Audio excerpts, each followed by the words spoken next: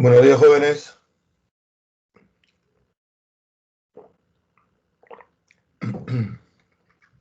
¿Cómo están?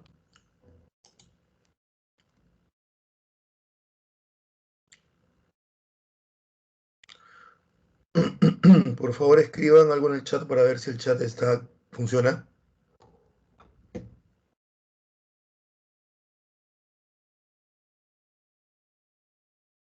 o me escuchan. Buenos días, Kevin. Buenos días, Lucas. Hola, Joaquín. ¿Qué tal? Gracias. Hola, Alejandra. ¿Qué tal? Buenos días. Andrea, ¿qué tal? Hoy día voy a hacer la clase de Revolución Francesa. Vamos a hacer la clase de Revolución Francesa. ¿Ya? Ya está colgado el material. No se preocupen si la primera parte es 13 colonias, ya ahí se me pasó, pero es un plus, nada más. Así que vamos a comenzar con Revolución Francesa, pero vamos a hacer una explicación ya un poquito más detallada, a diferencia del básico, obviamente, tiene que haber una diferencia, de cómo se llega a esta revolución, ¿ya? ¿Cuál es el camino que lleva esta revolución? Entonces voy a agarrar una página Word, ¿eh? Para comenzar con eso, un ratito.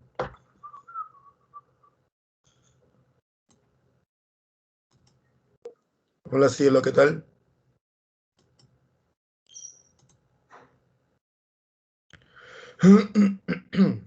Ahí estamos. Miguel, Marjorie, André, Rocío, Andrea.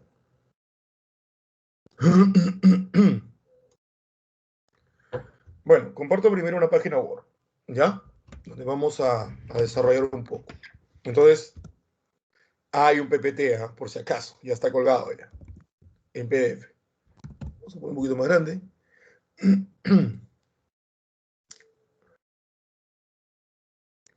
Ahí está.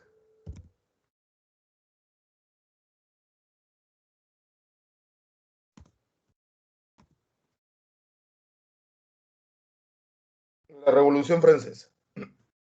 ¿Sí?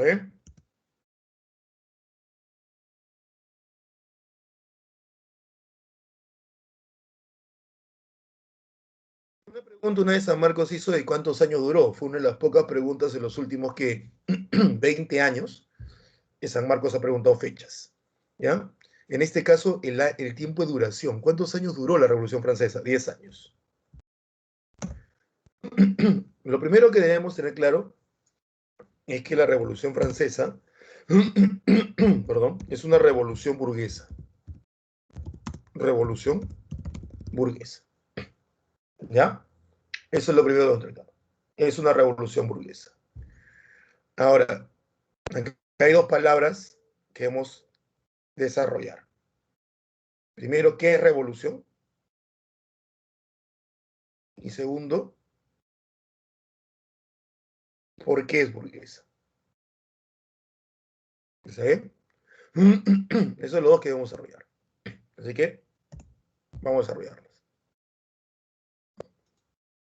Primero vamos con la palabra revolución. Perdón, burguesía. ¿Por qué burguesa? Acá te das cuenta por qué revolución después. Burguesía. Preguntas, ¿no? Preguntas.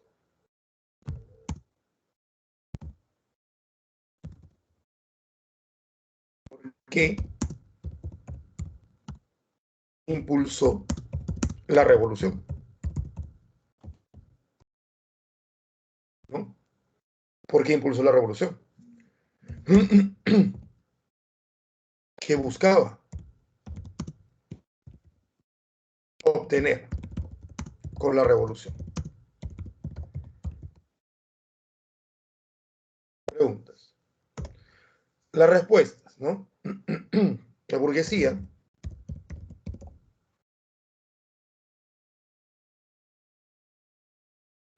nada más y nada menos que los comerciantes o empresarios, banqueros, grandes comerciantes. Por lo tanto, la burguesía tenía poder económico.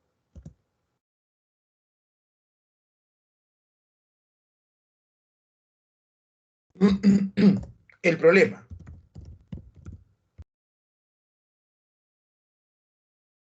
según el antiguo régimen,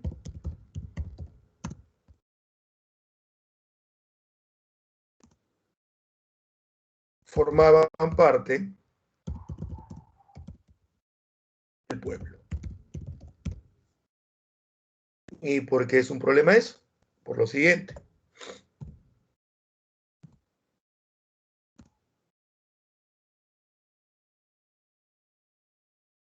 Ahí está. La sociedad estamental definía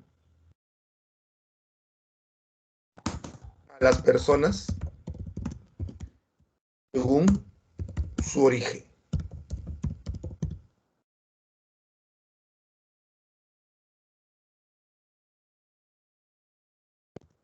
Es decir, los privilegiados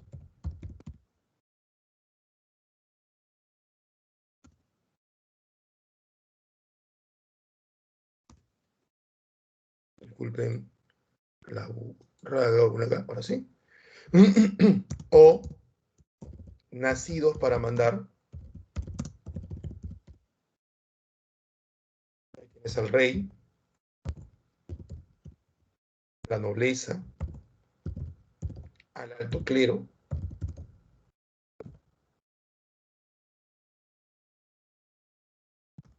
y los no privilegiados o nacidos para obedecer.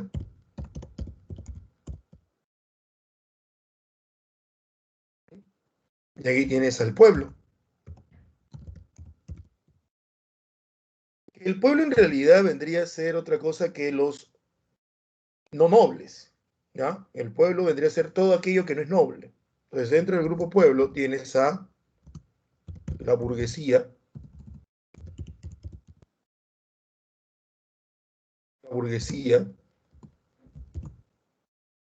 tienes a los artesanos, a los campesinos, a los menesterosos,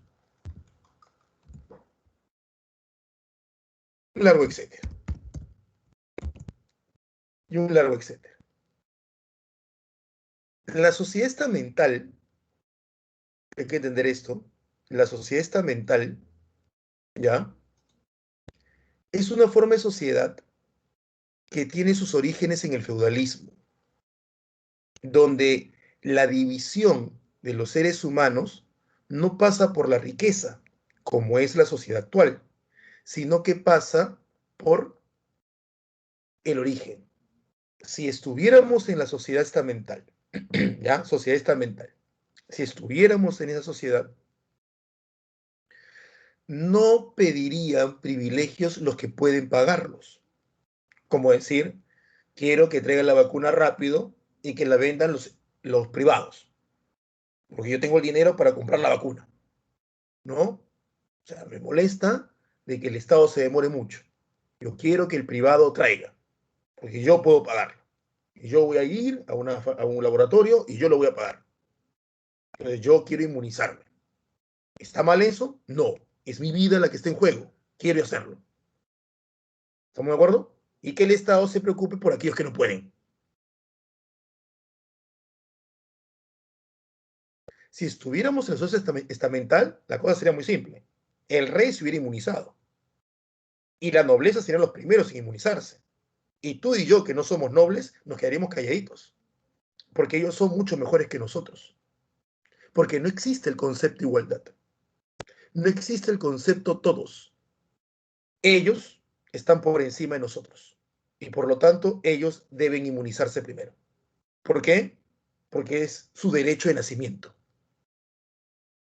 ¿Me entiendes? Entonces, esa es la sociedad estamental, donde no interesa si tú eres un burgués y tienes mucho poder económico para comprar la vacuna.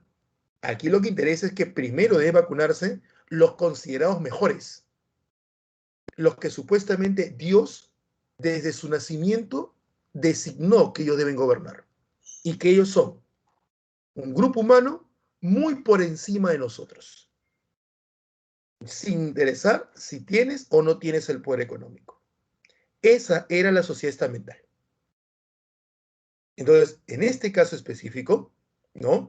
La burguesía, hago un repaso, ¿y por qué impulsó la revolución? Porque la burguesía, que tenía mucho poder económico, formaba parte del pueblo. Y como parte del pueblo, había nacido para obedecer. Por lo tanto, la burguesía, como miembro del pueblo, carecía de poder político. Carecía de poder político. La importancia de tener poder político es el poder de decidir, de impulsar cambios, de vigilar las normas,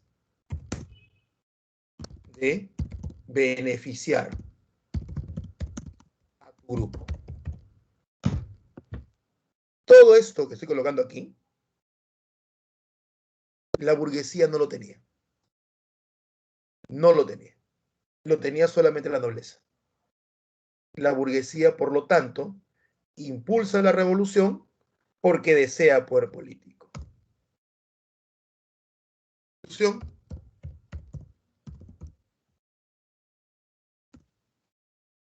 La burguesía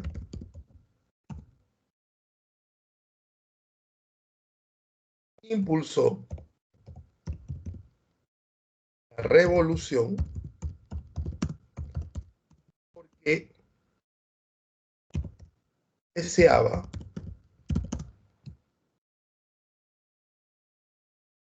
poder político. Que deseaba poder político. Y ahora viene otra pregunta. ¿Y por qué lo deseaba? ¿No? Aquí viene la gran pregunta. Porque la burguesía deseaba poder político. ¿No?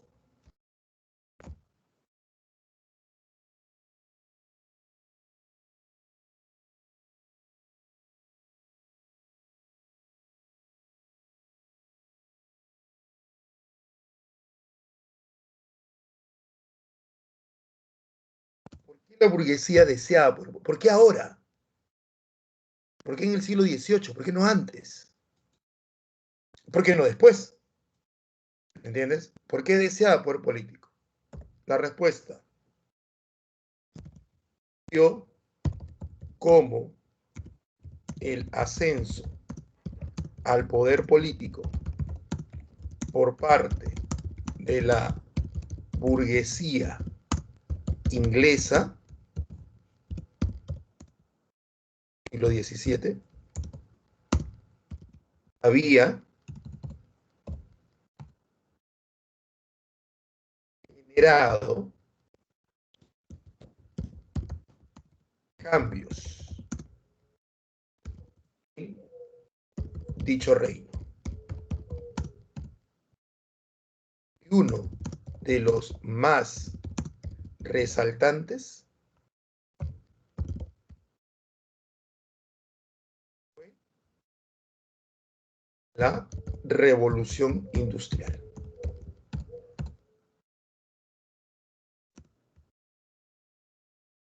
la revolución industrial. La revolución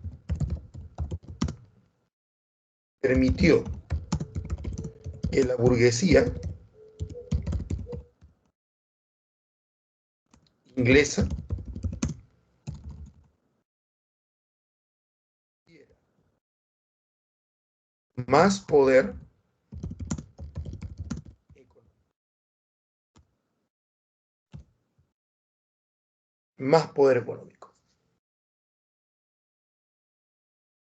Entonces, la burguesía francesa, ¿ya?, busca obtener poder político, capacidad de dominar o capacidad de mando, capacidad de dirigir, capacidad de decir cómo se deben hacer las cosas, porque está viendo las consecuencias que ello generó en Inglaterra. Una burguesía inglesa distinta a la francesa, una burguesía inglesa que en el siglo XVII accede al poder permanente a través de algo que se llama la Revolución Gloriosa de 1688, donde Inglaterra establece la monarquía constitucional, es decir, una monarquía con un parlamento permanente en la cual forma parte de una de las cámaras la burguesía desde esta cámara, la Cámara de los Comunes, en este parlamento, poder legislativo, impulsa una serie de medidas y leyes que buscan beneficiar primero el desarrollo de la economía capitalista, ¿ya? Y segundo, obviamente, con ello, como consecuencia, el desarrollo de su propio poder económico.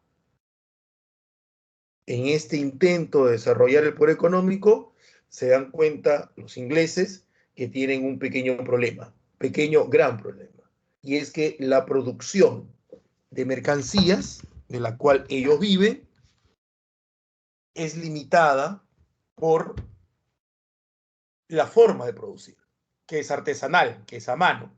Es por ello que la burguesía impulsa una serie de medidas, la ilustración, que busquen mejorar, cambiar esto. Y es ahí donde la ilustración inglesa termina desarrollando una serie de técnicas, una serie de cambios tecnológicos en la producción de bienes que va a desencadenar la revolución industrial, lo cual obviamente va a generar un poder económico enorme para Inglaterra y para su burguesía. Todo esto es visto por la burguesía francesa. Y obviamente siempre hubo una rivalidad entre Francia e Inglaterra. Entonces la burguesía francesa decide hacer lo mismo, ¿no? Pero para ellos se dan cuenta que lo primero que tienen que hacer es obtener poder político. Porque todos los cambios que la burguesía francesa logró y que llegaron o que desencadenaron o tuvieron como consecuencia la revolución industrial, parten del hecho que la burguesía inglesa tiene poder político, tiene capacidad de decisión, tiene el poder para impulsar leyes que busquen su beneficio como grupo y tienen también el poder para negociar y bloquear leyes que lo perjudiquen. Entonces, la burguesía francesa, voy a entrar a tu chat, ¿ya? La burguesía francesa, ¿está bien?, es consciente que necesita primero ese poder político. O sea, de nada va a servir, ¿ya? De nada va a servir el que ellos inviertan en el desarrollo de una revolución industrial, inviertan su dinero en el desarrollo de máquinas, inviertan su dinero en el establecimiento de fábricas, si el poder político, los impuestos, la toma de decisión, sigue en manos de una nobleza. Nobleza que va a decidir los impuestos, nobleza que va a decidir la vida política de Francia. Y una nobleza que no concuerda con los ideales y con la visión de la burguesía. Entonces, yo voy a estar invierte, y otros, de otro grupo social, que no comparte mi visión, es quien al final decide si me sube los impuestos, si no me lo sube, si hace pacto con otro, si me bloquea. Entonces, no puedo yo estar invirtiendo, decía la burguesía francesa, a tontas y locas, si al final no tengo capacidad de decidir sobre el destino de lo que invierto. Por eso es que la Ilustración francesa lo primero que hace es buscar acabar con el antiguo régimen. O sea, acabar con esa visión de sociedad estamental. Y acabar con esa idea de monarquía absoluta. Una vez que eso se hubiera logrado, lo que ilustrados franceses, Voltaire, Montesquieu, Rousseau no tanto, pero Voltaire y Montesquieu, es una monarquía como la donde, si te das cuenta, los ilustrados como Voltaire y Montesquieu critican el antiguo régimen, acabar con la monarquía. ¿Entiendes? No quieren acabar con la monarquía.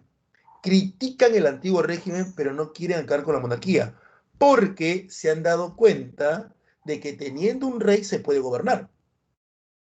¿Y quién le ha mostrado eso? Los ingleses, pues. Por eso es que ellos ven mucho Inglaterra. Ellos se están guiando de Inglaterra para hacer lo que desean hacer. ¿Está claro? Ellos no quieren acabar con el rey. No solamente eso, después y esto tú lo sabes, no te estoy espoleando nada, después de la muerte de Luis XVI, el rey durante la Revolución Francesa, se eligen otros reyes. Viene Luis XVIII, viene Carlos X, viene Luis Felipe de Orleans, que será el último. Pues ahí tú te estás dando cuenta de la insistencia de la burguesía, que después de la Revolución Francesa ya está en el poder de Francia, de la insistencia de la burguesía en esta forma de gobierno. Y no contarte de los dos Napoleones, Napoleón I y Napoleón III. ¿Ven? Pues ahí está el punto. Por eso es que la Revolución Francesa es una revolución burguesa. Por eso es que la democracia, como forma de gobierno, es una forma de gobierno que nace del sistema capitalista. Y es una forma de gobierno que nace, ¿ya?, con la intención de un grupo social de acceder al poder para asegurar su poder económico a través del poder político. Que hay muy buenos ideales, obvio. La idea de igualdad, de libertad, la idea ha traído cosas excelentes. Eso sería una necedad, una ceguera de mi parte decirles que no. Pero lo que te estoy diciendo es cómo nace. Y eso es innegable. ¿Me entiendes? Es innegable. Bonito sería si la democracia moderna que hoy vivimos hubiera nacido solamente de estos ideales tan encumbrados, tan altos, ¿no? Pero en realidad estos ideales, y libertad, igualdad, ¿no?, nacen no como el objetivo principal. Y el objetivo principal es deshacer una estructura política, el gobierno absolutista, y social, la sociedad estamental, que estaba estorbando e impidiendo a un grupo nuevo de poder económico, la burguesía, el acceder al poder político. Entonces, se crea toda una estructura social y política, la sociedad de igualdad y la política de división de poderes, para que este grupo logre su objetivo. Y lo logra. ¿Me entiendes? Lo logra. Pero para hacerlo, este grupo, que es poco en número, jala a las masas. Y para jalar a las masas en el logro de su objetivo, ahí es donde habla de igualdad, de acabar con la idea de feudal, de siervo, señor. Ahí es donde esos ideales jalan a la masa. Pero realmente algunos de estos grupos, algunas personas o muchos de este grupo no quería compartir el poder con las masas. Prueba de ello lo veremos en clase, como cuando llegan al poder establecen una nueva forma de división social. La forma antigua que se manejó en la Edad Media y gran parte de la Edad Moderna es naciste para mandar o naciste para obedecer. La nueva forma de división social es cuánto tienes. El sector A, B, C, D, que es un sector socioeconómico, en realidad es económico, parte de tu capacidad de consumo. A veces ni siquiera parte de tu poder adquisitivo, parte de tu capacidad de consumo, aun cuando esto implique un endeudamiento. Pero es lo que mueve la economía, pues. ¿Mm? ¿Por qué no podemos estar en cuarentena mucho tiempo? Porque obviamente la economía se detiene en todo el mundo. Si la economía mundial se basa en el consumo. ¿Mm? Quiebran empresas de aviones porque no hay turismo. Quiebran empresas de turismo porque no hay turismo. Quiebran restaurantes porque no hay consumo. Quiebran porque no hay consumo, no hay consumo, no hay consumo, no hay consumo, no hay consumo. Es simple. Es una sociedad con una economía que se basa en el consumo. ¿Me entiendes? Lo primero que hacen cuando la gente le dice, ya, se libró la cuarentena, ¿qué fue lo primero que hicieron la primera vez el año pasado, en 2020? Salieron a comprar. Y ni siquiera se fueron a comprar a los mercados, se fueron a comprar a Saga. Porque está establecido en nuestras cabezas que la felicidad pasa por el consumo. Muchas personas dicen, me siento bien, mira la ropa nueva que me he comprado, esto me hace sentir bien, ¿no? Me siento mejor, obtuve el celular que quería. Me siento mejor, me fui de viaje.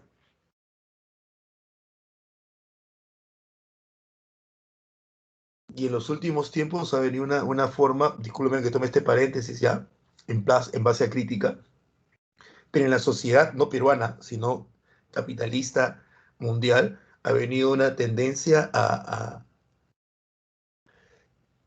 creo que les comentaba, un filósofo coreano decía que en el siglo XX, permíteme este paréntesis, nada más te pido ese permiso, en el siglo XX hubo una cultura del no, porque la división de esta economía era o eras empresario o eras obrero. Entonces había una cultura del no, creo que se los comenté. Y esta cultura del no era, papá, ¿puedes hacerme mi cumpleaños como el de mi vecino?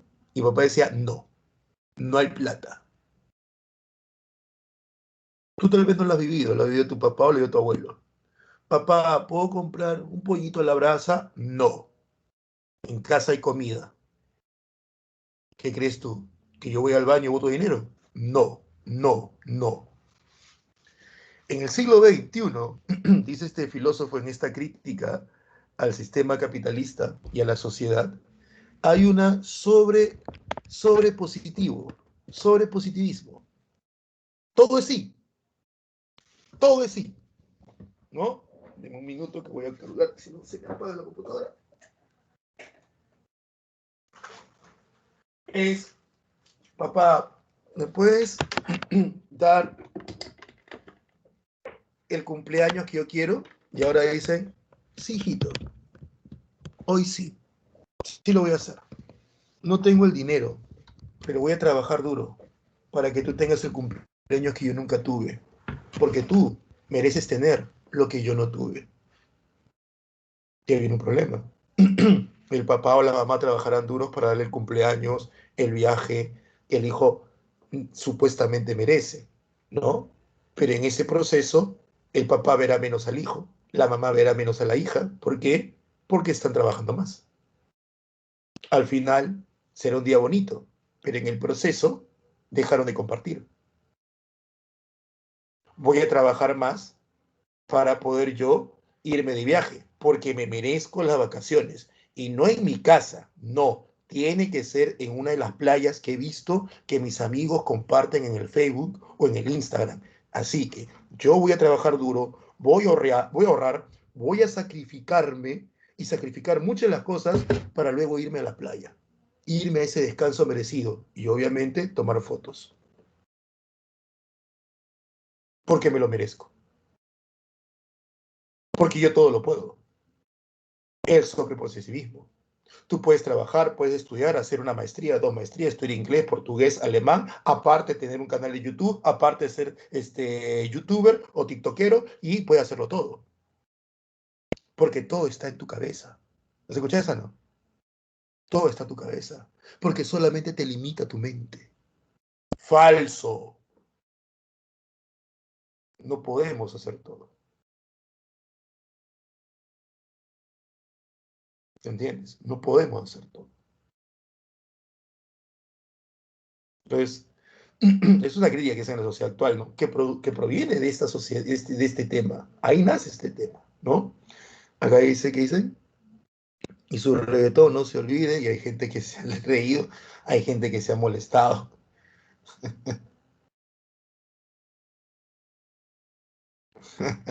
Burguesa, qué buena, ¿no? Y lo curioso que vamos a ver ya en otras clases, no en esta, es que al final un gran temeroso, perdón, una persona que ayer se celebró su muerte, 1883, 14 de marzo, Karl Marx, ¿no? Propone lo mismo que proponen los ilustrados. Es curioso. Propone lo mismo que proponen los ilustrados. La diferencia, los ilustrados proponen este cambio contra la nobleza, contra el antiguo régimen. Cuando el antiguo régimen cae y se establece el nuevo régimen, que es el régimen de la burguesía, y Marx dice exactamente, o bueno, dice casi lo mismo que se había dicho 100 años antes, ahora Marx es un revolucionario, es malo, es terrorista. O sea, si tú lees a Marx, tiene muchos de los argumentos de Rousseau. Y Rousseau, Voltaire y Montesquieu fueron las bases ideológicas de la Revolución Francesa para acabar con el antiguo régimen de la nobleza y el rey y establecer a la burguesía en el poder. Pero una vez la burguesía en el poder, Marx utiliza los mismos argumentos 100 años después que utilizó Rousseau y ahora Marx está mal. Es como decir, yo me quejo de mis padres, pero pobre de mi hija que se queje de mí. Yo utilizo argumentos para quejarme de mis padres y en el futuro mi hija se queja de mí con los mismos argumentos que yo utilicé y mi hija es una malcriada, una desagradecida, una persona. ¿Ves? Yo lo veo en serio, en algún momento cuando tengan tiempo, lean algunas partes de Rousseau y lean una parte de Marx y tiene mucho parecido. ¿Eh? La idea de una sociedad sin Estado, la idea de la educación, de educación, la idea de la propiedad privada como causa de muchos problemas, léalo. ¿Eh? Al final, y ya cierro esta parte que espero que se haya entendido, al final el capitalismo como forma política y social y el socialismo son hermanas de un mismo padre o de una misma madre, que es la ilustración. Nacen de lo mismo. O sea, nacen, esas ideas son paridas del mismo movimiento, la ilustración. Solo que la democracia critica al antiguo régimen y el socialismo critica la democracia. Ahí está, ¿no? Ahora, si está bien o está mal, ya ese es otro cantar. Y esa sería otra explicación, y ahí sí tendría que dar un poco mi punto de vista, que en este momento no estoy para ello, ¿no? Porque el tema no da para ello. Pero como ustedes ya no son básicos o intermedios, y tengo que hacer lo que me pide no solamente el curso, que dictarte, sino lo que me pide también la universidad, que es critiquemos, hagamos un poco de crítica, de análisis. Eso pide la historia y eso pide San Marcos. Por si alguno de ustedes está un tanto y aburrido, como diciendo el profesor, ya se salió del tema. No me estoy saliendo del tema. No salgo de la crítica hacia el origen de la democracia moderna, trayéndolo a la actualidad. Esa es la idea de un curso de historia. Salirme del tema sería sentarme con ustedes, hablarles y estarles hablando, no sé, del futuro de Alianza, de que la U creo que empató, de que qué piensa de Messi. Entonces ahí me estaría saliendo del tema. ¿Está claro? Pero regresemos aquí, ya que hicimos esta primero análisis, luego comparación y luego crítica, que es propio lo que tenemos que hacer. Vamos ahora a, ¿dónde está mi mouse? Acá está mi mouse. A esto, ¿no? Entonces, si quieres tomarle una captura, háganlo para luego pasar al PPT. ¿Ya? Se está viendo, espero que se vean. 5, 4, 3, 2, 1. Vamos con el PPT entonces. ¿Ya? Vamos con el PPT.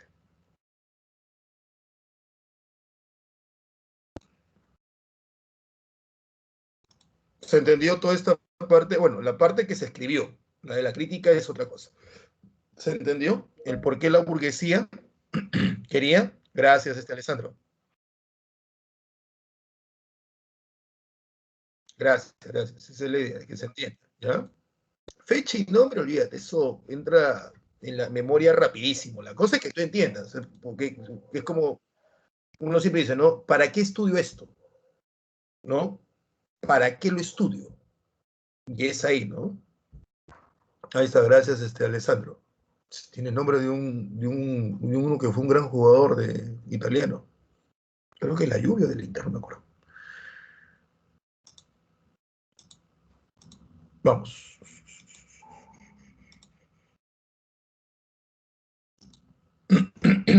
Ahora sí. Entonces, iniciamos la edad contemporánea, la última edad, la edad que no tiene nombre, solamente le dicen contemporánea, ¿ya? Que es hasta el día de hoy. Ya sabes por qué la Revolución Francesa es revolución burguesa. Y obviamente por qué es revolución, me olvidé colocar eso. Pero lo digo, es una revolución ¿por qué? Porque estás cambiando de una sociedad estamental y de un gobierno absolutista a una sociedad de igualdad, a un gobierno con división de poderes. Entonces es un cambio, es un giro de 180 grados, medio giro, ¿no? Dentro de la sociedad francesa. Entonces, imagínate, ¿no? Es un giro muy importante, ¿ya? Y cómo se habrán sentido, no lo sabemos, porque no hemos tenido una revolución así hace años. Pero sería el equivalente, pues, al que sentimos ahora, ¿no? O sea, pregúntale a papá o abuelito, ¿no? ¿Qué sienten cuando ven, pues, a algunos hombres casándose entre ellos? ¿Qué sienten cuando ven a algunos besándose? Cuando se está hablando de algunos cambios muy radicales, ¿no? Como la ley del aborto, como entonces dirán, no, que eso está bien, eso está mal, no, en mis épocas, en mis tiempos, ya, y el abuelo está viviendo esta revolución, y es una revolución porque ese cambio del día de mi época no era así, ¿no? Porque hacen eso, probablemente digo, ¿no? Pero está viviendo un cambio que está tomando décadas. Ya, imagínate vivir todo eso en 10 años y con guerra y muertes. Ya, esa fue la Revolución Francesa. O sea, es el acelerar cambios. Ya, el año pasado vivías de una manera y dentro de 10 vives de otra. Y es un proceso donde va a haber enfrentamientos militares, enfrentamientos, vas a ver a un rey caer, decapitado, por acción y decisión del pueblo. Eso nunca se había visto en Francia. Habían matado a reyes, sí, un montón, pero se habían matado entre ellos, que el hermano mata al rey, que el otro le envenena, que el noble le mete cuchillo, ¿no? Que esperas esto y lo otro, que el rey muere en una guerra, pero que un rey muera por decisión del pueblo a través de sus representantes en el poder, que al rey lo juzguen con leyes que se juzgarían a cualquier hijo del vecino, eso no había pasado nunca. Entonces imagínate una persona que en 1789, enero de 1789, se despierta con una sociedad que no ha cambiado en 1000 años, y 3 años después, en 1792, ve a un rey decapitado. En 3 años, esa persona ha visto destruirse frente a sus ojos 1000 años de tradición. Obviamente que es un proceso que se viene deteriorando en la sociedad estamental, es un proceso, no es que de la noche a la mañana algo que estaba fuerte desaparece, tampoco es así. Pero quiero que tratemos de imaginarnos en la cabeza de esa persona, de ese francés, de ese parisino que vivió la revolución. Entonces, él está siendo testigo, ella está siendo testigo de cambios muy radicales en un tiempo muy corto. A eso se le llama revolución. ¿Entiendes? En el caso nuestro estamos viviendo una revolución, pero que son revoluciones que toman tal vez un poco más de tiempo, porque no existe el factor violencia, ¿no? Y como en toda revolución, hay sectores, momentos de radicalismo. Eres un intermedio, sabes lo que te estoy diciendo porque ha sido básico, y sabes que en algún momento la Revolución Francesa tuvo sus momentos radicales, ¿ya? Sus momentos radicales, como el de Robespierre, ¿no? Donde le metía cuchillo a todo lo que se movía, ¿ya? Entonces pasa lo mismo, si me permiten hablar de ello, la revolución la revolución de género, cuando te hablan pues de igualdad entre hombres y mujeres, ¿no? Igualdad de género. Obvio, eso es creo que aplaudible por todos. Todos estamos de acuerdo con ello. Pero es un momento radical, como cuando veo pues a ciertas señoritas, ciertas mujeres que salen pues acusando a todos los hombres que por el hecho de tener pues de tener órganos sexuales masculinos somos violadores en potencia, somos agresores en potencia y somos el enemigo. Mujeres que he leído que ya están diciendo que esperemos que el género masculino se termine, desaparezca, ¿no? O sea, ya esos son que son jacobinos de la, de la revolución, de la revolución sexual, ¿no? De la revolución de género. ¿No? Esa que dicen, con todo el respeto que se merece la persona, pero no me cabe a mí en la cabeza, mi cuerpo, munda. O sea, perdóname, ese lenguaje. ¿Qué tiene que ver eso? O sea, vamos a cambiar lenguaje. Entonces no usen pantalón, pues porque el pantalón también es machista. Pues entonces comienzan a ponernos, no sé. O sea, si vas a buscarle todo lo que es machismo, olvídate. ¿No? Entonces ya se distorsiona la idea. Pero yo lo entiendo porque todo cambio tiene extremos. Y extremos muy radicales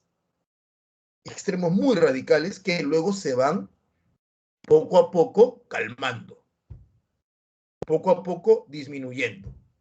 Entonces yo entiendo, por una cuestión histórica, por una cuestión de proceso, por una cuestión psicológica, yo entiendo que existan radicalismos, ¿no? ¿Por qué? Porque es propio de. Es como el día que tu equipo, si me salgo el tema, el día que tu equipo, tu alianza se bajó a primera, bajó a segunda, todos los hinchas de alianza tuvieron que salir con su polo. Todos. ¿Por qué? Porque tienes que demostrar tu radicalismo. Nunca entendí por qué. Ahora, ¿por qué estalla la revolución? Porque ya sabemos qué es lo que se busca. Ahora, ¿cómo estalla? Por una crisis económica, ¿no? Francia tenía una deuda que lo tenía endeudado, valga la redundancia, los futuros 80 años de vida. O sea, el rey Luis XVI había endeudado hasta su bisnieto, para que me entiendas.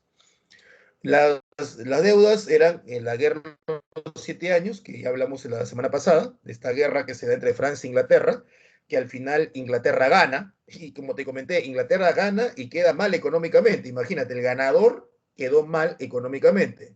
Ya te imaginarás cómo quedó el perdedor, ¿no? y luego la guerra de independencia de las 13 colonias, donde Francia se mete, se endeuda más para ver cómo recupera lo que perdió en la guerra de los 7 años y al final no termina recuperándose. Así que son dos guerras, son dos gastos, dos inversiones, dos endeudamientos, disculpen, que le va a generar muchos problemas, ¿ya? Muchos problemas. En este caso, la guerra de los 7 años no fue con Luis XVI, fue con Luis XV. Y la guerra de independencia, esa sí fue con Luis XVI. Más del 50% siguen pagar deudas. Una crisis climática, ¿no? Que es como los economistas llaman, pues, una especie de cisne negro, le dicen en la economía, cuando la economía mide todas las probabilidades, ¿no? Los economistas miden todo, puede pasar esto, que aquí, que allá, que esto y lo otro, pero muy pocos dentro de sus análisis y sus proyecciones económicas incluyen problemas climáticos. O, un ejemplo, ¿no? Seamos sinceros, ¿qué economista que estaba proyectando el crecimiento de su país o de su empresa en el año 2019 proyectó una pandemia que iba a cerrar todo en el 2020? ¿Cuántas personas que pidieron préstamos en el banco o hicieron inversiones en mediados del 2019, dentro de su proyección estaban, no, que el público, no, que la demanda, no, que esto, no, que lo otro, que vienen elecciones, puede pasar esto, bla, bla, bla, bla, ya todo está proyectado? ¿Quién proyecta dentro de sus análisis una pandemia que encerraría a medio mundo? A eso le llaman cisne negro en la economía. O sea, algo que no está previsto. Pero si tienes la capacidad de ahorro, puedes sortear ese cisne negro. Si tienes la capacidad de ahorro. En el caso de Francia, estaba más endeudado, ¿qué capacidad de ahorro iba a tener? Entonces, cuando viene pues la crisis climática, peor todavía. Y hay que tener en cuenta algo.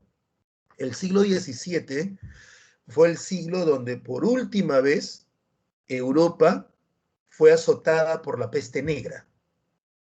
O sea, el siglo anterior al de la Revolución Francesa, este siglo XVIII, el siglo XVII fue el siglo donde por última vez Europa fue azotada por la peste negra, que lo venía atacando desde el siglo XIV. Ese dato no es menor. ¿Por qué? Porque en el siglo XVII desaparece la peste negra, ya no vuelve como una pandemia, y en el siglo XVIII el número de la población aumenta, ya aumenta. El siglo XVII también tuvo una crisis climática, una mini era del hielo.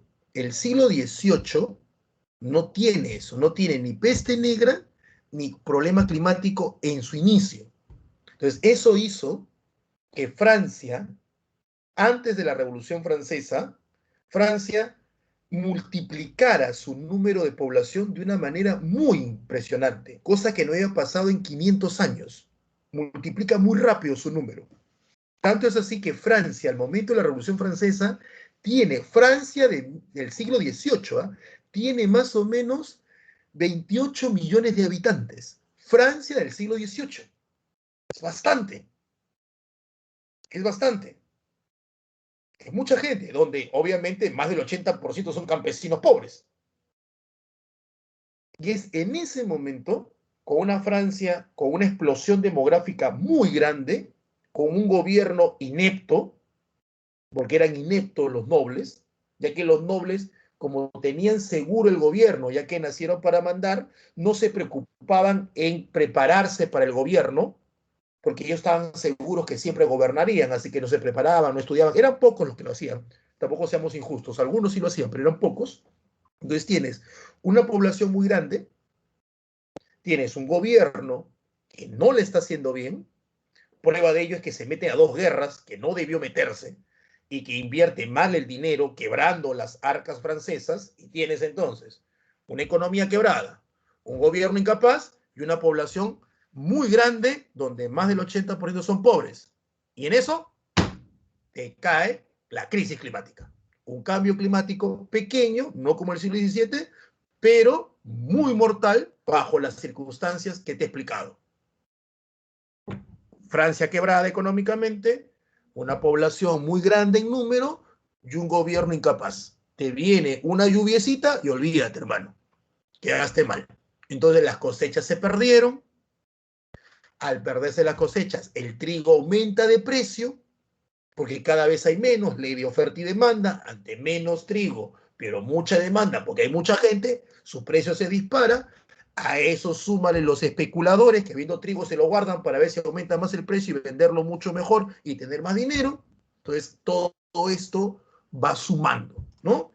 Y al rey se le ocurre pues no mojarse. O sea, el rey sigue viviendo como vivía hacía 100 años cuando todo estaba bien. Sus gastos no quiebran a Francia, sus gastos no perjudican a Francia. Es como decir, cuando la gente dice, no, la economía peruana estaría mejor si los congresistas no ganaran tanto. No hay que ser tan tontos. Somos 30 millones de seres humanos.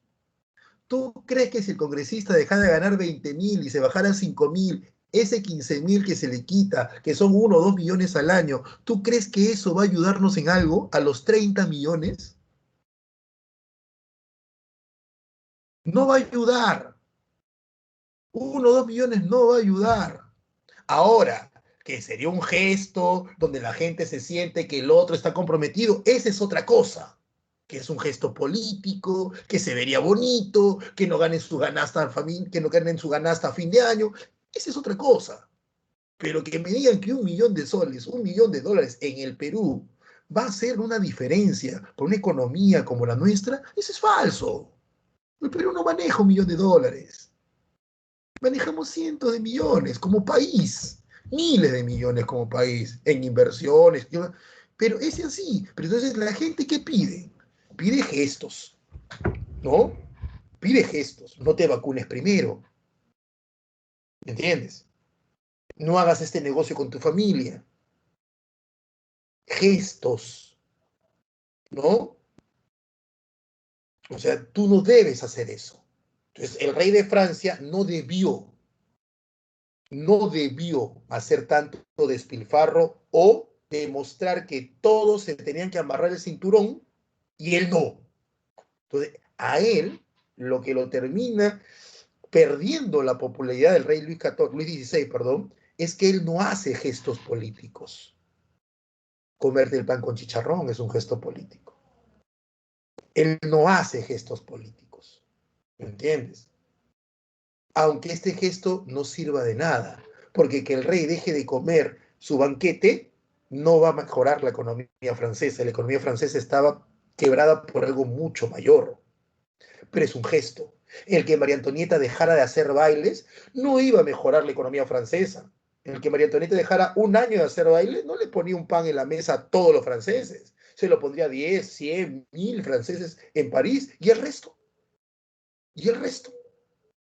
Pero es un gesto. Tú como gobernado ves que tu rey y tu reina también se están apretando el cinturón, también la están sufriendo. De otra manera, pero la están sufriendo. Entonces tú te sientes que tu rey o tu reina sí están empatizando contigo. Gestos políticos. ¿Está bien? El absolutismo de rey Luis XVI, que ya hemos hablado que es absolutismo, el deseo de la burguesía, ya lo tienes, y la independencia de las 13 colonias que terminan demostrando pues que como ejemplo, que sí se puede independizarse, que sí se puede enfrentarte a un rey, y más aún todavía, que las 13 colonias se enfrentan al rey de Inglaterra. Y no te olvides que Inglaterra es el ejemplo de los franceses. Entonces, ahí va la cosa, ¿no? Y la ilustración. 2 etapas, la monárquica y la republicana, ¿te acuerdas? Los estados generales, acuérdate, son aquellos estados convocados por el rey y solo pueden ser convocados por el rey con el objetivo de darle solución a una crisis. Esos son los estados generales creados a mediados del siglo XIV, ¿ya? Y en este caso, el rey Luis XVI tenía como objetivo, para salvar la crisis que él y sus asesores habían metido a Francia, ¿ya? Porque si bien es cierto, él no hizo la crisis climática, pero él quebró a Francia y generó que no estuviera preparada para esta crisis climática, ¿ya? Él quería solucionar elevando impuestos. El problema es que él y su gente no pagaban impuestos. O sea, ¿ves? Torpeza tras torpeza. Tú gobiernas mal. Tú tienes privilegios. La crisis golpea fuertemente a tu país, a tu reino. Tú no haces ningún gesto político por demostrar que estás tú empatizando con tu pueblo que se muere de hambre. Y tu solución pasa por a ese pueblo que se muere de hambre elevar los impuestos para salir de la crisis. Pero tú, rey, y la gente que llevó esa crisis no van a seguirse mojando. O sea, no se van a perjudicar nunca. Porque su lógica es, yo nací para mandar. Ya pues chicos, o sea, el rey está que pide golpe hace rato. Pues. Ya te que pide, pégame, dice, no, pégame, dice.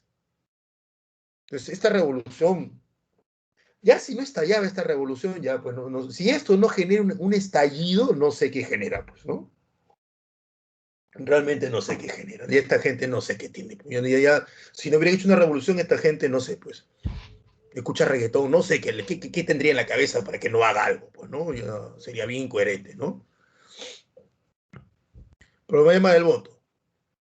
Por Estado. La nobleza y el clero querían que todas las decisiones que se tomaran fueran votadas por Estado. Obviamente que si el Estado llano o pueblo quería no pagar impuestos más o no más que le eleven los impuestos, al final se tomaba la decisión por Estado. Y si la nobleza y el clero no quieren perder sus privilegios y quieren que los impuestos los van a salvar, obviamente que cualquier reclamo, cualquier medida que el pueblo pidiera, terminaba perdiendo, 2 contra 1.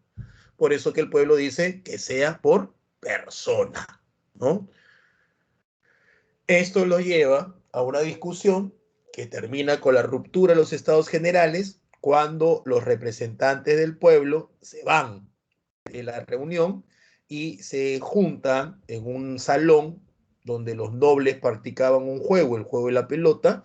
Ahí se juntan y dicen no separarse hasta darle a Francia una constitución. Darle a Francia una constitución, ya estamos viendo que están copiando a los ingleses. Porque recuerda que los ingleses tienen una monarquía constitucional. O sea, aquí ya vemos que ellos dicen, ¿sabes qué? Nuestra idea inicial, que la venimos gestando desde la Ilustración, se aplica sí o sí. Se aplica sí o sí, ¿no? Y ese es el famoso juramento del Salón del juego en lo que se conoce como la Asamblea Nacional. Como han jurado no separarse hasta darle a Francia una constitución, crean la Asamblea Constituyente, que obviamente tiene como objetivo redactar una constitución. Y es en ese momento que se da la toma de la Bastilla. La Bastilla primero fue un cuartel, fue una fortaleza que se construyó durante el siglo XIV para la Guerra de los 100 Años. Luego se convierte en una especie se convierte en polvorín y cárcel política, ¿ya? O sea, ahí se guardaba pólvora, habían cuarteles, habían soldados, y cuando alguien se portaba pues medio cargosito para el rey, ahí lo metían preso, ¿no? Voltaire visitó la Bastilla 2 veces, porque escribió cosas que al rey Luis XV no le gustó, y vamos a la Bastilla, ¿no? Así fue la cosa. ¿Qué pasa? Bueno, el 14 de julio, ¿no?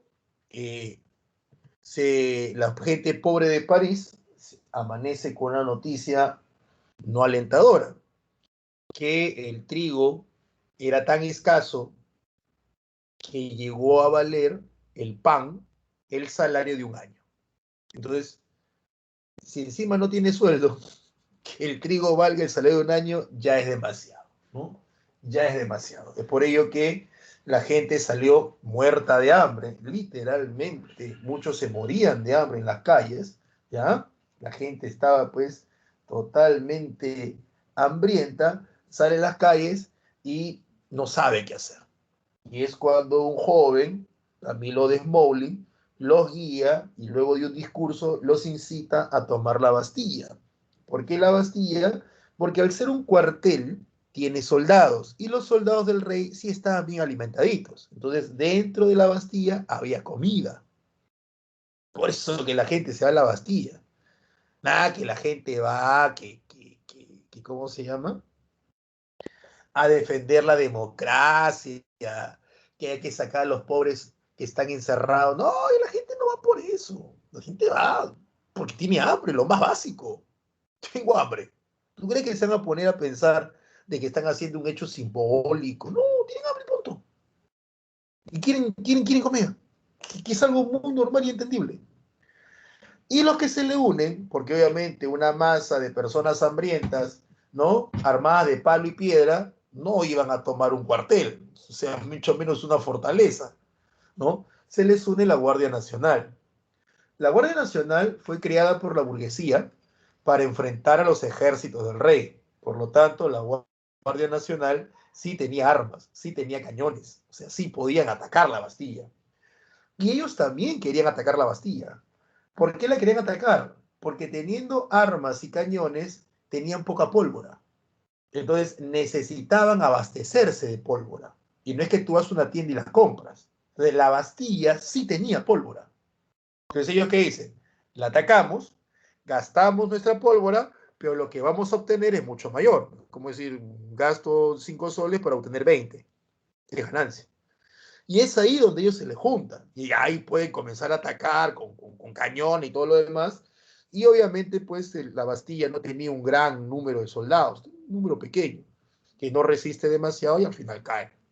Toma la Bastilla, la gente pobre entra pues enardecida con toda la cosa, toda la cólera, toda la adrenalina que se ha formado con este enfrentamiento y pues la gente nobleza culpable, soldados, cuidan a los nobles, le meten cuchillo a los soldados, ¿no? Le cortan la cabeza, buscan comida, los anculot, buscan pólvora, lo de la Guardia Nacional, y de pasadita liberan a los presos, ¿no?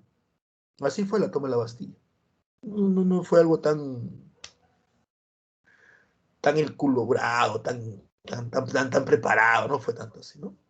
Pero fue algo muy entendible. De la Declaración de los Derechos del Hombre Ciudadano, que es la justificación filosófica del por qué la revolución, con esta declaración se justifica el por qué el cambio de señor a siervo, de señor y siervo a hombre y ciudadano, ¿no? Por eso que se dice que es el fin del feudalismo, porque al final, pues, los señores feudales, ¿cómo justificarían que su gente les siga tributando? La iglesia también va a tener consecuencias.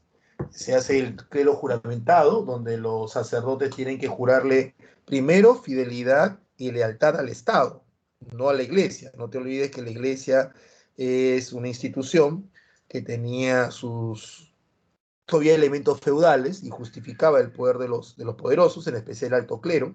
Entonces se le pide al bajo clero, a los curas, sacerdotes, que juren, ¿no? También vemos aquí que se da la secularización de los bienes, es decir, los bienes de la iglesia pasan al Estado. Se lleva a la familia real de Versalles, Versalles queda fuera de París, a un cuartel que está dentro de París para vigilarlos mejor. La gente del campo no entiende qué está pasando porque todo esto está pasando en París, en la ciudad capital, así que existe lo que conocemos como el teléfono malogrado y la gente al no tener claro qué es lo que pasa, mata primero y pregunta después, ¿no? Algo muy entendible, ¿no? Muy humano, ¿no? Ante un temor, ¿qué hacemos? ¿No? El rey trata de fugarse, más al lado no lo puede hacer. La gente le reclama al rey por qué intentó fugarse. Ahí se produce la matanza del campo de Marte y el rey al darse cuenta pues que la cosa ya se salió de control, pacta con la burguesía y firma la Constitución de 1791 que le termina limitando poderes. Entonces ya teniendo una Constitución vamos a tener una asamblea legislativa, ¿ya? Así al Parlamento francés se le llama asamblea legislativa. Y aquí sale pues ya la burguesía que tanto hablaba de igualdad, que todos somos iguales, que todos al poder, ahora nos pone el parche, ¿no? Todos somos iguales, pero los que vamos a gobernar somos los que tenemos capacidad de pagar un impuesto. O sea, hay un impuesto especial que va a demostrar que tú tienes dinero, y si tienes dinero tienes educación, ya tienes educación. Porque existe pues esta idea de que, recuerda que los ilustrados tienen la idea bien clara de que la educación es básica, ya la educación es básica para el nuevo mundo, la nueva sociedad, la educación es básica. Pero cuando uno habla de educación, la gente a veces malentiende y piensa que educación es en qué colegio te formaste, ¿no? Por eso que mucha gente dice, oye, mira qué pena, ¿no? Este chico, esta chica, cómo se perdió, ¿no? Y mira, sus padres le dieron una buena educación. Y te preguntas, ¿cómo sabes? Claro, si él estaba en un colegio particular, el más exclusivito, el más fichito de acá de la zona, él estaba ahí. Ese colegio no es barato, es caro. Te das cuenta cómo siempre asociamos que lo caro es mejor. Capitalismo, ¿no? Y él estaba ahí, ese colegio, olvídate, sí, sí, sí, sí, sí. Ellos iban de viaje de promoción al extranjero, sí, le ha dado buena educación. No, le ha dado esa familia, ese padre, no es que le haya dado buena educación, le ha conseguido buenos conocimientos académicos, ¿ya? Pero la educación, si bien es cierto, también es parte del colegio, parte de la familia. Si yo le genero traumas a mi hija, yo la maltrato psicológica y emocionalmente, yo la trato pues de, no sé, pues de que eres un incompetente, eres una tonta, nunca sabes hacer nada, ve maltratos familiares, ve problemas, ve papá que se deprime, ve papá que consume droga, ve papá que borracho genera escándalos, ve todo eso, yo la puedo colocar en el colegio más caro del país y esas cosas que yo le he generado traumas, va a hacer que ella al final vaya a tener un futuro no muy alentador. No importa si le va a enseñar pues en el colegio, le van a enseñar pues, van a hacer Ouija, van a traer a Albert Einstein para que le enseñe física, historia, van a traer pues, no sé, pues, van a traer a Herodoto, eso no interesa. Perdóname, otro paréntesis, tu aspecto emocional y psicológico es como un chofer, tus conocimientos es como un auto. De nada me sirve darte un Ferrari si el que lo va a manejar no sabe manejar. ¿Entiendes? No sabe meter los cambios. No sabe cuándo frenar. Es así de simple. Es así de simple. Por eso que las personas deben preocuparse, la sociedad, los padres, la sociedad debe preocuparse antes de que su hijo sepa leer y escribir, en darle una autoestima, valores y que le dé un soporte emocional fuerte. Es así de simple. ¿Entiendes? Y luego lo que le vayas a enseñar lo aprenderá, pero no va a tener tantos problemas. Entonces, esa idea de buena educación, buena educación, buena educación, colegio, colegio, colegio, es una distorsión de lo que los ilustrados propusieron. Es una mala comprensión de lo que los ilustrados propusieron. ¿Mm? Y aquí los burgueses decían, ¿no? Si tienes educación, puedes gobernar. Pero la educación, en ese entonces no habían colegios estatales, no habían colegios gratuitos, la educación cuesta. Entonces tuviste que haber tenido dinero para educarte. Demuéstrame, págame un impuesto especial. Y ahí excluyo a los pobres. Entonces ahí tanta, o sea, como que decir, ¿no? Yo te prometí algo, pero no leíste las letras chiquitas, ¿no? Tu papá murió en la Bastilla, pero es una pena que tú no vayas a gobernar porque no leíste las letras chiquitas. Yo creí que entenderías, algo así. El floro clásico. Tienes al rey y tienes al poder ejecutivo. Acá se me ha pasado, acá faltaba poder ejecutivo. Austria ataca a Francia porque no va a permitir pues que la hija de la hermana de su rey esté metida en estos problemas. María Antonieta era austriaca. Y acá nace la Marsellesa, ¿no? El himno que más tarde se convierte en himno, porque esta es una canción de guerra. La etapa republicana, que lo tienes, se descubre que el rey de Francia había estado enviándole cartas con información de los cuarteles, de los ataques, de los soldados a su cuñado, el rey de Austria, en su extradición a la patria. Así que el rey lo meten preso. Con un rey preso no hay monarquía. A nadie se le ocurrió Nadie, nadie con 5 dedos de frente se le ocurre decir, oye, que el hijo reine. Nadie, todo calladito, no matan locos. Si el rey ya lo echó a perder, no vas a meter ahí al hijo, ¿no? Entonces, se establece una república. Disculpen que no tenga la tilde. Una república donde hay dos partidos que se van a turnar en el poder, que son los girondinos, que son republicanos moderados, y los jacobinos, que son republicanos, o que fueron republicanos radicales. Primero gobernaron los girondinos, y estando los girondinos en el poder, es que las investigaciones que se le estaban haciendo al rey acerca de su participación o no en la entrega de información a los austriacos era cierta, y se encuentra que sí, sí es cierto, ¿no? El rey ha traicionado a Francia. No te olvides que hay una constitución, la de 1791, y la constitución decía que en caso de traición a la patria, la pena es muerte. Entonces, justo al rey se le ocurre hacer eso, ¿no? Pero ya tienes un antecedente, ya tienes una ley previa, que la ley te lo está diciendo, una ley que tú has firmado. O sea, tú has firmado la Constitución. Tú, rey, lo has firmado. Entonces, si yo digo, mira, el rey está demostrado, hizo traición a la patria, pero no le vamos a aplicar la Constitución a él, porque es rey, entonces, ¿dónde queda todo el espíritu de la Revolución Francesa de igualdad? Donde todos los seres humanos somos iguales. Si al final lo iban a tratar con diferencia, lo iban a tratar, iban a darle un trato especial. Por eso que lo terminan matando al rey.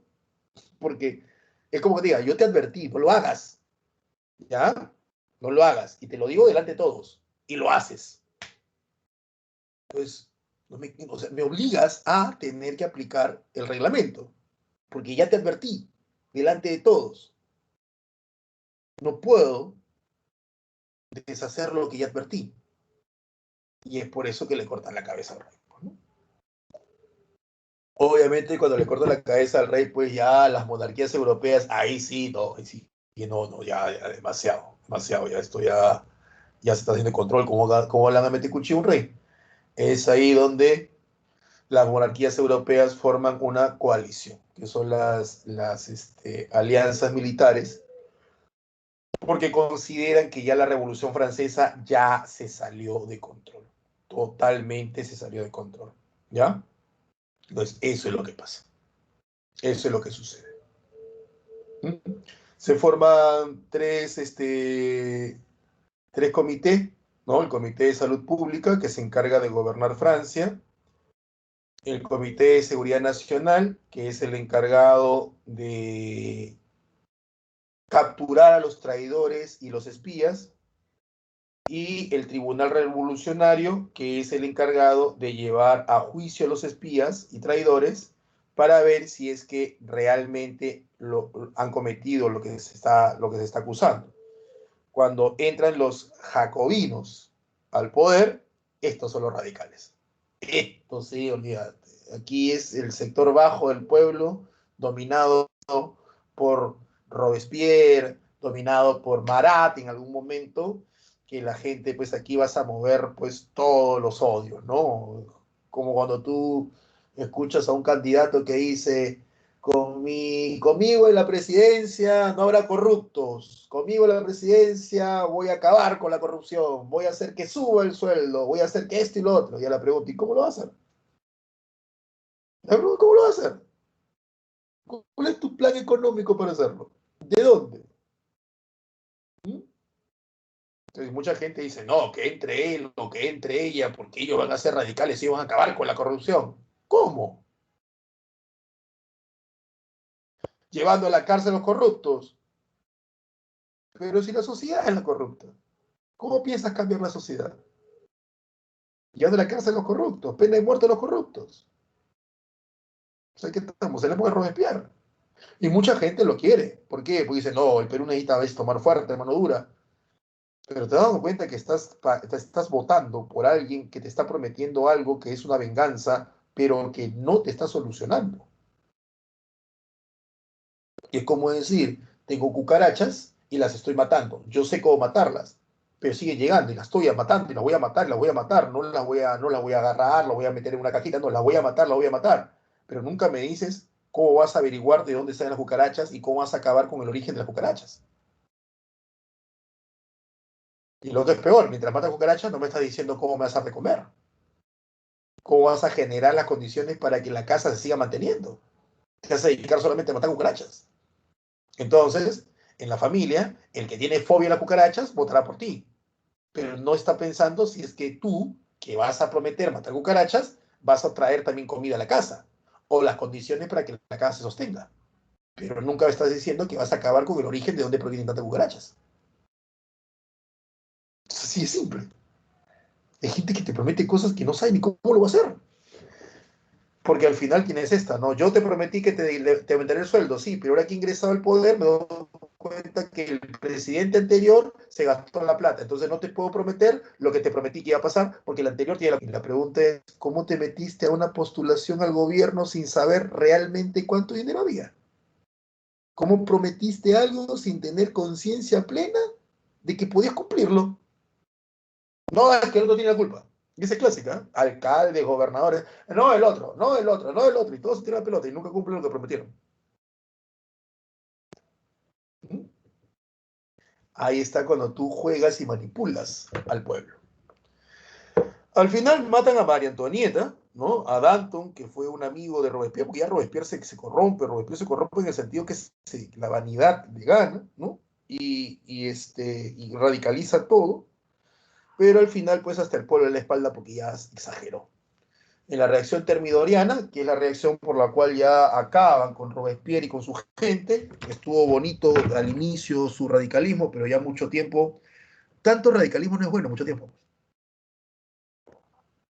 Tiene un momento, solo un momento, ¿no? Después pasa. Y se establece el directorio. Durante el directorio aparece Napoleón, el directorio lo gobernaban 5 directores, Napoleón no era gobernante del directorio, ojo, Napoleón era un general, él hace la famosa campaña de las pirámides aquí, ¿ya? Y Napoleón al final, vamos a ver la próxima semana, termina acabando con el directorio y la Revolución Francesa. Vamos a ver algunas claves de tus preguntas, ¿ya? Ah, sí, lo típico, ¿no? Que roben aunque hagan algo, ¿no? Esa es clásica.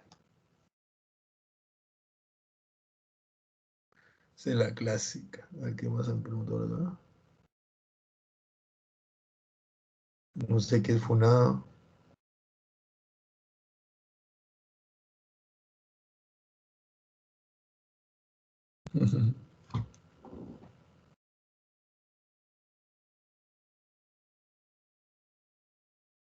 Ah, sí, él trató de traer gente de afuera. Eso sí, Juan, es cierto. Hay unos textos que hablan de eso, pero no llegaron a tiempo. Ten en cuenta que también en la época, cómo se movían los ejércitos, parece que lo engañaron, sabían que la cosa no estaba bien y no llegaron a ayudarlo. Se dice que eso fue lo que hizo el rey. Ah, sí, sí, Aileen, además, hay padres que te meten al colegio y te dicen, no, yo te he buscado este colegio especial porque este colegio te va a hacer así, asá, ¿no? El colegio te dice una cosa y el papá que te metió a eso al final no lo cumple. Y es un mate de risa, ¿no? Entonces dice, ¿para qué metes a este colegio si tú no vas a seguir con el cambio?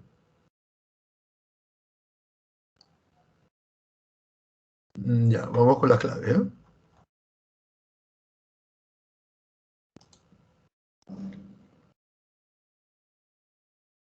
El papá que dice, voy a hacer que mi hijo vaya al psicólogo para que lo ayuden y cuando tiene problemas, pa, le meten golpe. No entiendo eso realmente. La incoherencia es muy humana. Un primer acto de revolución es revolucionar con uno mismo, es cambiar uno mismo. A ver, la Revolución Francesa significó fundamentalmente, aquí, vamos en amarillito, el control del poder por la burguesía. Uno de los actos de alcance universal de la Revolución Francesa fue la creación de los derechos del hombre ciudadano, que prescribe, o sea, que dice, ¿no?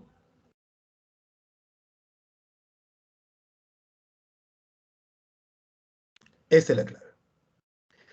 No puede ser esta porque sí hay restricciones. Acá la palabra sin restricción cancela todo. La igualdad de propiedad entre nobleza y pueblo, no. La propiedad es quien lo compra. El derecho a la insurrección, no, esto es Estados Unidos. Estados Unidos pone esto. La clave es la D. La Revolución Francesa abolió la monarquía y estableció la república mediante la convención, ¿no? Mediante la convención, después que se dieron cuenta que el rey había traicionado. A ver, relaciona correctamente la convención, el gobierno del terror. El gobierno del terror.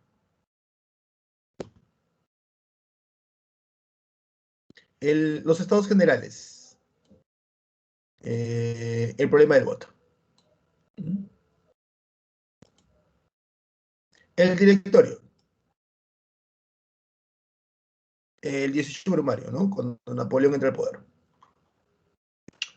Y por último, creo que es el último, la Asamblea Legislativa.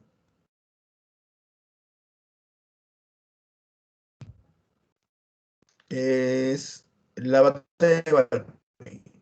La única batalla que ganan ellos, a pesar de la traición del rey, que es la Asamblea Constituyente. Voy a poner un colorcito más clarito. Creo que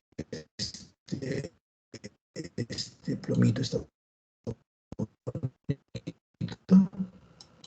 Entonces sería 1D, 2A, 1D, 2A.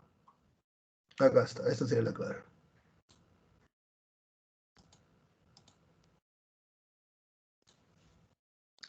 Ordenar cronológicamente los siguientes hechos de la Revolución Francesa: Asamblea Legislativa, Directorio, Estado General, Gobierno del Terror, Asamblea Nacional.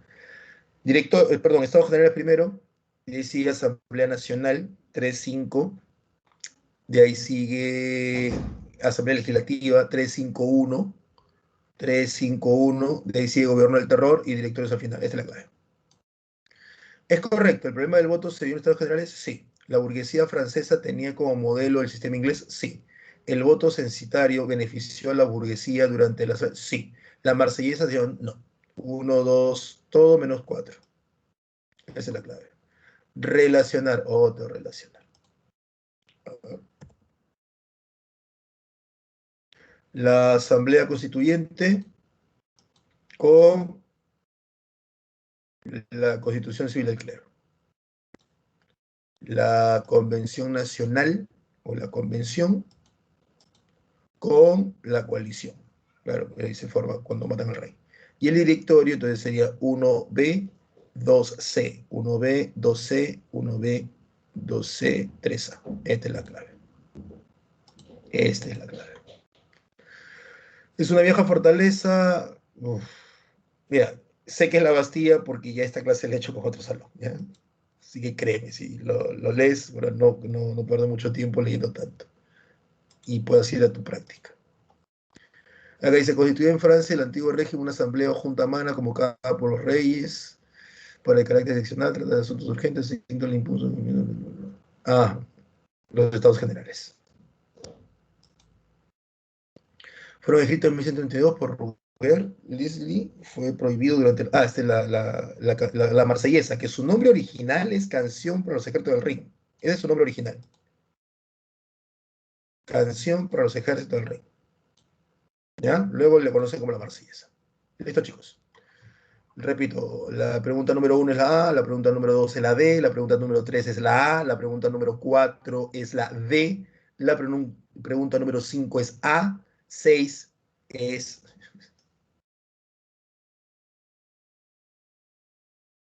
La 6 es la letra C, la pregunta número 7 es D, pregunta número 8 A, pregunta número 9 C y pregunta número 10 A.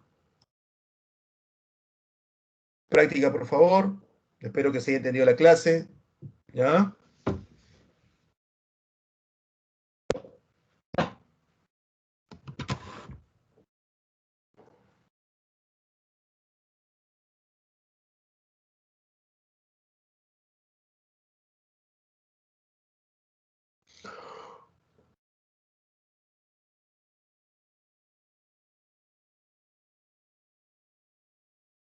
Fue una de las causas, sí, José, porque les demuestra de que es posible levantarse contra un rey. De nada, Estefanía, de nada, de nada. Espero que hayas entendido la clase.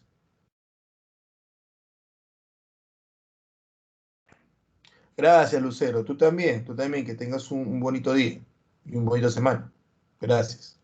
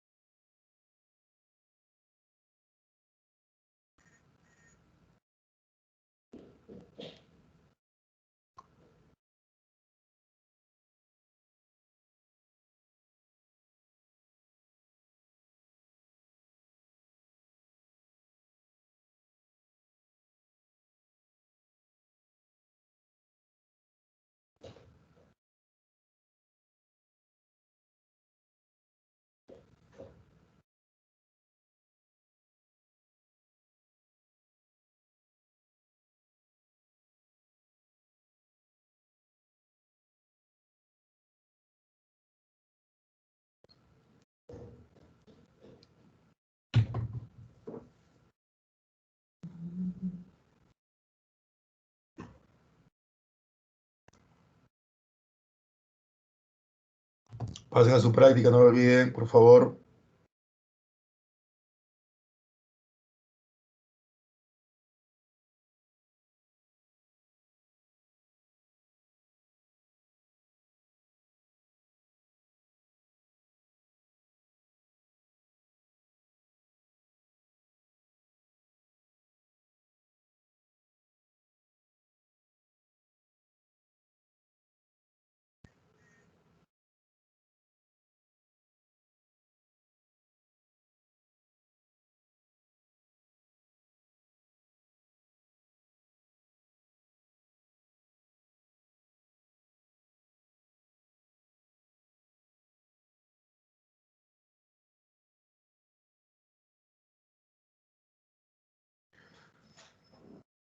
Listo, Frank.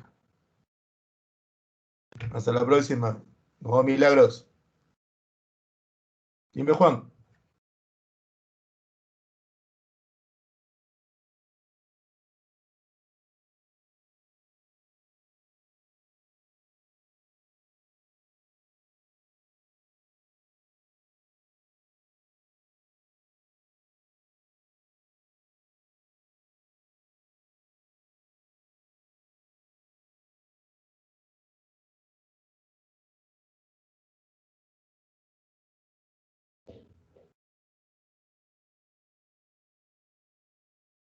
Sí, la próxima semana hablamos de Napoleón.